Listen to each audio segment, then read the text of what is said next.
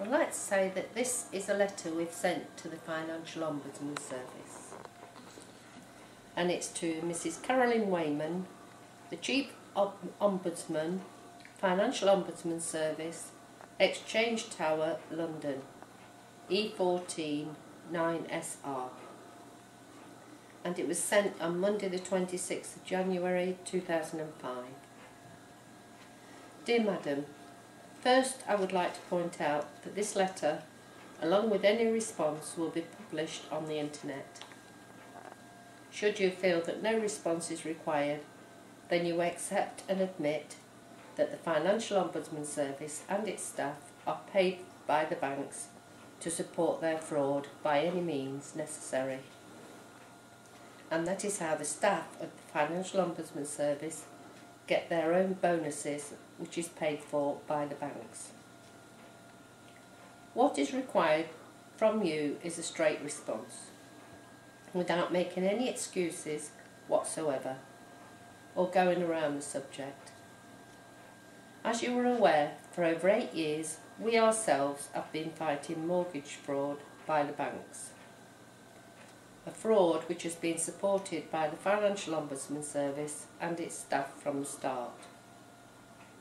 Although it is not my place to speculate on the reason why the Financial Ombudsman Service supported the mortgage fraud, which has happened to us, other than paragraph 2 above. So from the start, and in order of the person or organisations involved in this mortgage fraud in our own case and the year. 1. Michael John Shaw, also known as Michael Leonard Shaw, Michael John Shaw, Michael Leonard Atkinson, or a mixture of other names, from 1996 to 2009, who ran East Lindsey Finance, East Lindsey Debt Management, to name just 2 of the Pawn Shop Passage, Louth, Lincolnshire. 2. Blue Sky Mortgages of Scunthorpe, part of Home Court Securities, from 2004 to 2009. 3. Birmingham Midshire, part of Bank of Scotland, and also part of the Halifax, from 1996 to date. 4. GE Money, from 2000 to 2007. 5. Kensington Mortgages and Loans, 1996 to 2007. Next, let's have a look at what's already been proven in a court of law over this period of time, and what has also been published by others about the same subject or organisations, starting with Mr Shaw, who in 1996/8 was struck off by the then regulator under his birth name of Michael John Atkinson, and both the banks and the Financial Ombudsman Service knew about this fact. So why did the bank continue to support him and the Financial Ombudsman Service do nothing about this fact? Again, between 2000 and 2003, the Financial Ombudsman Service was made aware of Shaw and his behaviour, this time by Mrs Broomfield of Louth, and also the newspaper The Louth Leader, who supported Mrs Broomfield after Shaw had left her owing mortgages with the same companies. At the time she was over 65, and like ourselves had not taken out any mortgages. In that instance, the companies involved end up taking her life savings along with their homes in both London and Louth, which both her and her late husband had worked hard for. And it came about only because of her nervous breakdown after her husband had passed away, for which the Financial Ombudsman Service knew all about. We can now say that from 2004 a number of other Lincolnshire and Humberside people have turned to the Financial Ombudsman Service and others for help over their mortgage fraud, which was done with the same companies and also by Shaw. Each time the Financial Ombudsman Service has stated that the banks had done nothing wrong.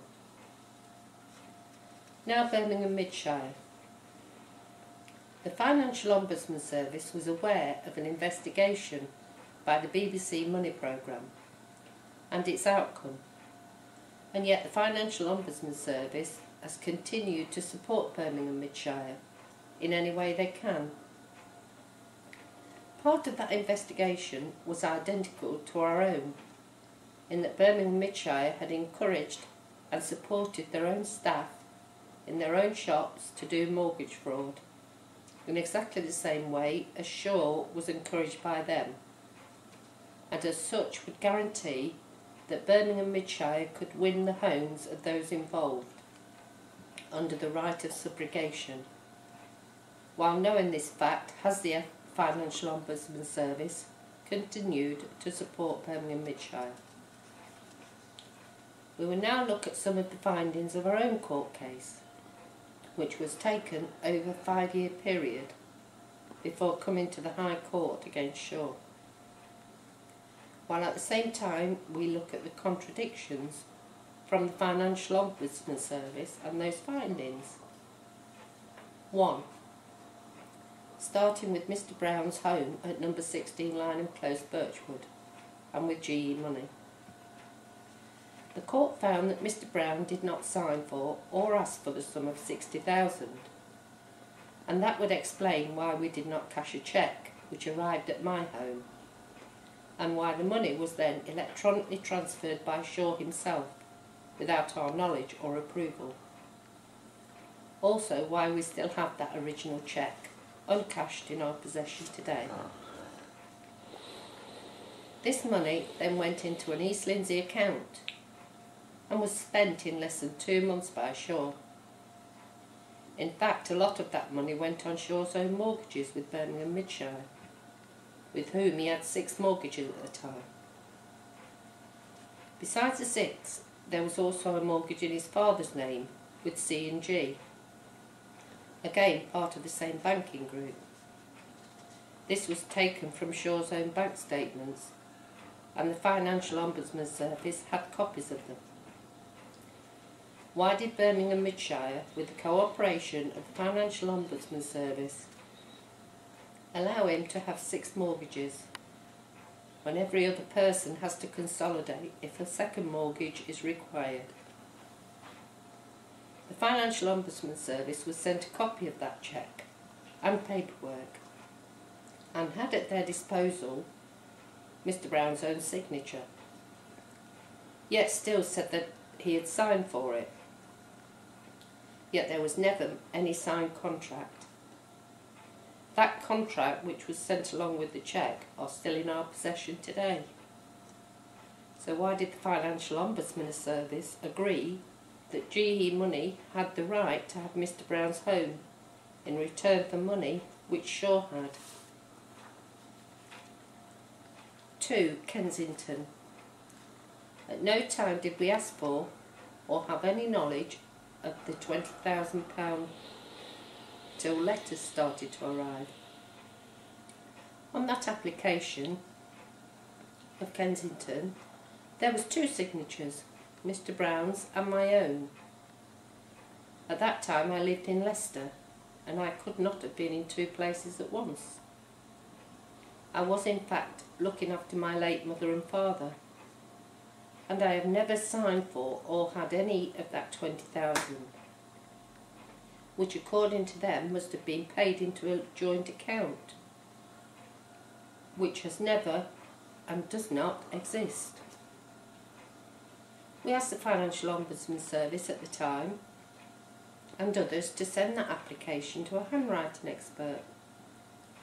Also, as you know, there has never been a joint account, so why did the Financial Ombudsman Service not send it to be examined to find the truth, which at the time we felt the Financial Ombudsman Service would be interested in doing so.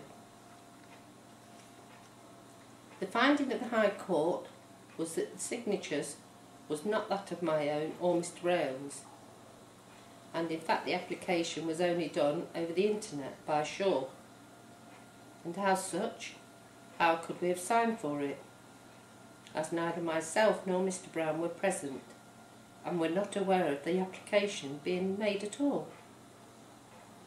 We never consent for electronic signature and did not know this could be done till this year.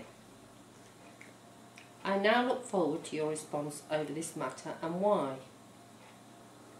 The Financial Ombudsman Service agreed that both signatures was in fact my own and that of Mr Brown's. The words used by the Financial Ombudsman Service were, they were near enough. As you know, Kensington then went on to add money each and every month, and we came back again to the Financial Ombudsman Service, who agreed they were right in doing this. I have to date paid well over £46,000 with 3 years still to pay on a £20,000 loan taken out by Shaw and not in fact us. Now back to Birmingham Midshire. While it is accepted that under the law they should be entitled to £46,000 of the 80 under the right to subrogate, but what must be addressed is the fact that it was accepted by the bank from Shaw that he owed them the mortgage and not us, and he then started to pay by standing order from his own bank. By this time, both the bank and the Financial Ombudsman Service knew that I was the rightful owner of number 4, Boundary, and the reason why Mr Brown's name was on it. At the time, it was agreed with the bank, after Shaw's payments had stopped, that in our own court case with Shaw, we would not ask for payment, but would ask for the mortgage to be subrogated against Shaw's own home, and by doing so protect my own home. This was agreed with Birmingham Midshire beforehand. Only once the paperwork was in court did Birmingham Midshire, without notifying us, went ahead to recover the 6 mortgages which they had allowed him, Shaw, to have at the same time on his own property. And in doing so they stopped us from recovering the money from him for my own home. The bank should also be responsible to have my own home put back in my name, as it has never been owned by Mr Brown, and at no time as Mr Brown said it was. So, given 6 mortgages all at the same time and the money taken out from the same bank, one must ask, why did the Financial Ombudsman say that at no time had the bank done anything wrong? We now address the Financial Ombudsman what the Financial Ombudsman knew, which only came to light to us because of our court fight for justice. Mr Brown had been put down as an HGV driver and had been for over 20 years. The Financial Ombudsman Service stated their support in this fact, and they was happy that he was. We wrote to the DVLA and sent a copy of their response to the Financial Ombudsman Service and others, in which it stated that Mr Brown did not hold an HGV licence and had never held one, and as such could not have driven a HGV for 20 years. 2.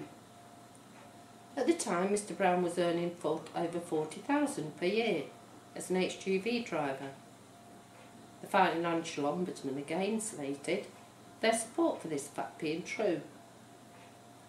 This time I wrote to the DWP, who confirmed that in fact Mr Brown had been on incapacity benefit for a number of years at the time.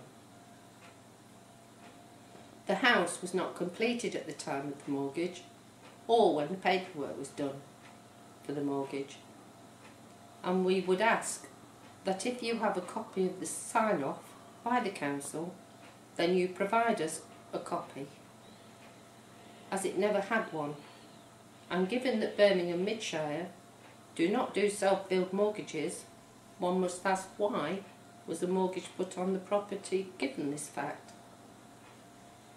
Now to the telephone call made by Birmingham Midshire to confirm for themselves the facts of the mortgage application form, which was done in Mr Brown's name by Shaw of East Lindsey Finance, Louth.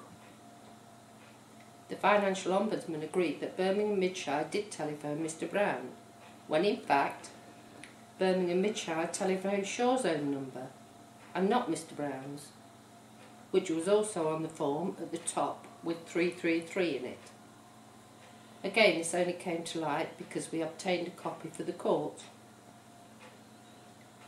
An answer from you to why, when requested to know the facts of the mortgage application, did Birmingham Midshire telephone the same person who they, Birmingham Midshire, had paid to do the mortgage, and not the applicant, to confirm that the facts stated were correct?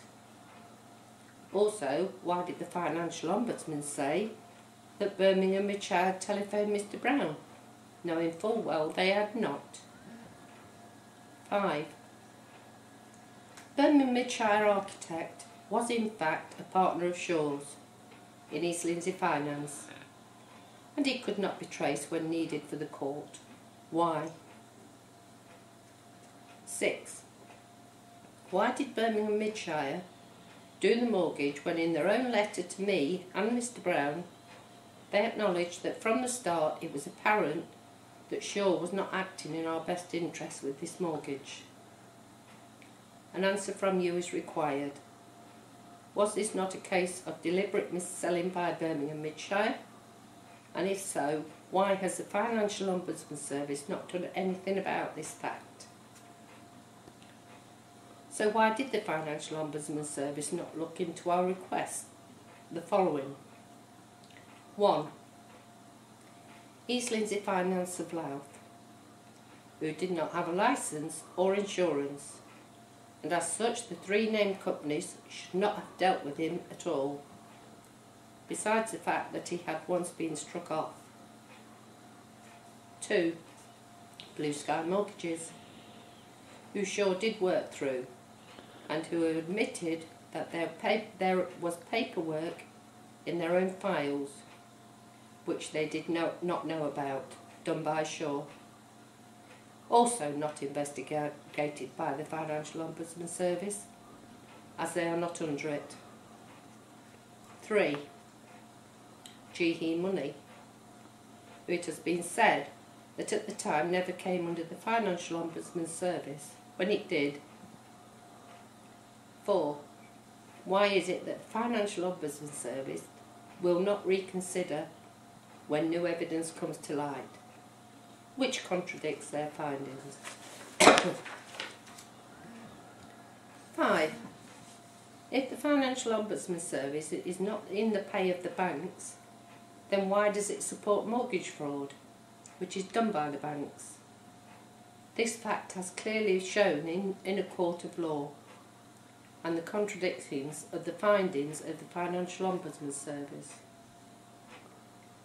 Why does the Financial Ombudsman Service own paperwork state that their findings are not binding, and yet the banks use that finding in any and all court cases to help them win their case in a court of law? One other important point that the Financial Ombudsman Service are aware of and should give an answer to is the Mortgage Code of Practice, which is not binding under British law. The banks are ignoring this code and encouraged to do so by the Financial Ombudsman Service, and their findings like ignoring 1.5.1 of that code, in that Shaw received payment from the banks for his work. So to what point in this code, which was drawn up by the banks, for the banks, and is completely ignored by the Financial Ombudsman Service and others? An answer must also be given to why the Financial Ombudsman Service has not pushed to have the companies involved with the mortgage fraud investigated and their licences revoked, if not for the sole reason that they are in fact paid to look after the banks. Let's also not forget that the Financial Ombudsman Service used to find in the favour of in the bank's favour over PPI. One final point which you may wish to comment on: why working for the Financial Ombudsman Service to get to the bottom of this matter, one member of your staff, Leslie Newton, admitted that she worked very closely with the bank and at one time worked for them. Also, why the findings of the original Financial Ombudsman, who went on holiday after my case, had taken over 3 years to come to her decision, and then only after receiving paperwork and telephone calls from the bank itself. To date, we still do not know what was said in that correspondence. However, having cost us hundreds of pounds, the Financial Ombudsman Service paid us just £300 in compensation for their incompetence. How many of the staff at the Financial Ombudsman Service have or do work with the banks? And it would also be nice to know how many also have jobs waiting for them with them banks when they finish with the Financial Ombudsman Service. Also, no excuse can be made by the Financial Ombudsman Service, which has been made about not coming under their regulations in any of the years which we are talking about. Why? Because in the last year of the old regulator, while transferring power over, there was a crossover period of 1 year, while under the old way it also came under the Financial Ombudsman power. So what do we know for fact? The Financial Ombudsman Service are backed bank fraud by the banks and others. They've also sat back while I, who worked most of my life for the Church of England, had lost my home, also my retirement money from the church, along with what was left in both my father's will and that of one George Topham. In other words, my complete life savings. Mr Brown, besides losing his grandson to cancer aged 4, which is why Shaw and the banks, along with your organisation, got the opportunity to do what they did, in that he also lost his own home, and the money of his 3 sons, along with all their shares. I am sure you would agree, given the facts of my own case alone, that it is now time to disband the Financial Ombudsman Service and put into place a truly independent regulator who will work for the individual and not just for the banks, and it will also take into account the law and code of practice that may be in place at the time. This letter was first sent on Thursday the 1st of January 2015 and was addressed to Natalie Seeney at the old address of South Quay. However, it has now been addressed to the right person and to the right address. Because of the information which has come to light from when this letter was first sent out,